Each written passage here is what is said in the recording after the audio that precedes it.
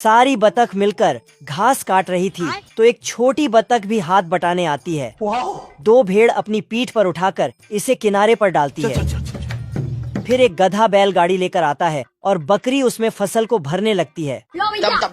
दरअसल ये जानवरों का फार्म है। यहाँ सारे जानवर मिलकर अपने लिए एक नई झोपड़ी बना रहे। आज कमाएंगा तो कल बैठकर खाएंगा। मुर्गी की आवाज लगाते ही सारे जानवर काम पर निकल आते हैं। फिर घोड़े का बच्चा घोड़े को रस्सी पहनाता है। ठीक है। और घोड़ा मशीन से घास की कटाई शुरू करता है। फिर बतखें घास को इकट्ठा करके ऊपर वाली बतख तक पहुंचाती है।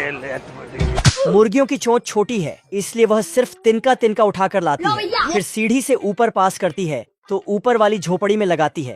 फिर सारी चिड़िया झोपड़ी में मस्त डिजाइन बनाती है और सुंदर झोपड़ी बनकर तैयार हो जाती है। माशाल्लाह, क्या कारीगरी है।